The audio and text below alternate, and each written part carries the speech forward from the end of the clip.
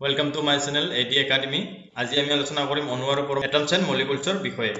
আমি এই ক্ষেত্ৰত প্ৰথমে চাব লাগিব পৰমাণু কি।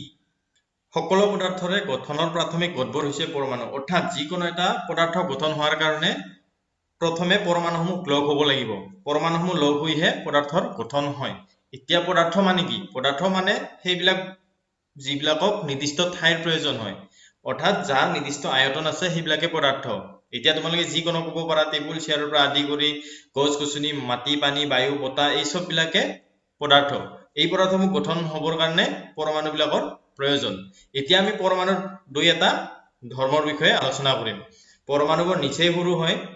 পৰমাণু খালী চকুৰে দেখা নাযায়।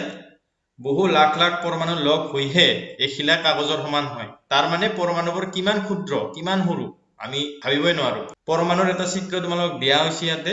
মাজত নীলা আৰু ৰঙা বল কিছুমান দেখুওৱা হৈছে, সেইখিনিক নিউক্লিয়াছ বুলি কোৱা হয়। আৰু তাৰ চাৰিওপিনে যিবিলাক বগা বল আছে নিৰ্দিষ্ট বৃত্তাকাৰ পথত সেইবিলাকক কোৱা হয় বগা বলবিলাকক কোৱা হয় ইলেক্ট্ৰন আৰু বৃত্তাকাৰ পথবিলাকক কোৱা হয় কক্ষপথ। পৰমাণুৰ গঠনৰ বিষয়ে এতিয়া আমি অকমান আৰু চাম। পৰমাণু ইলেক্ট্ৰন প্ৰটন আৰু নিউট্ৰনেৰে গঠিত। পৰমাণু এটাৰ মাজৰ অংশক নিউক্লিয়াছ বোলা হয়। অলপ আগতে মই ক'লো নিউক্লিয়াছটো কোনটোক কোৱা হয়। নিউক্লিয়াছত প্ৰটন আৰু নিউট্ৰন নামৰ দুবিধ কণা থাকে। এই যে ৰঙা আৰু নীলা বলবিলাক দেখালো সেইবিলাক হ'ল প্ৰটন আৰু নিউট্ৰন। নিউক্লিয়াছৰ চাৰিওফালে আৰু এবিধ কণা বৃত্তাকাৰ পথত ঘূৰি থাকে। এই কণাবিধক ইলেক্ট্ৰন বুলি কোৱা হয়। অৰ্থাৎ নিউক্লিয়াছটোৰ চাৰিওপিনে ইলেক্ট্ৰনবিলাক ঘূৰি থাকে। এই তিনিওটাকে কণা বুলি কোৱা হয়। তাৰে দুটা কণা নিউক্লিয়াছত থাকে আৰু বাকি এটা কণা নিউক্লিয়াছটোৰ চাৰিওফালে ঘূৰি থাকে।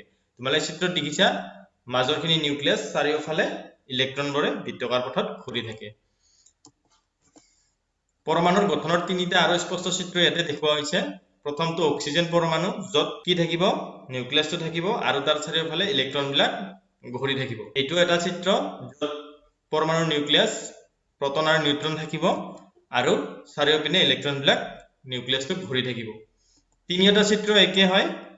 ইয়াতে চিত্ৰটো বেলেগ বেলেগ হিচাপত দেখুওৱা হৈছে, সেইকাৰণে তোমালোকে বেলেগ বেলেগ দেখিছা। কিন্তু তিনিওটা ছবি যেতিয়া আমি চাম এটা ফৰমেটত অৰ্থাৎ একে ধৰণে যেতিয়া চাম তিনিওটা একে হ'ব, কেৱল ইলেক্ট্ৰন প্ৰটন আৰু নিউট্ৰনৰ সংখ্যাবিলাক বেলেগ বেলেগ হ'ব। তো এইখিনি আছিল আজি আমাৰ অণু আৰু পৰমাণুৰ বিষয়ে আলোচনা।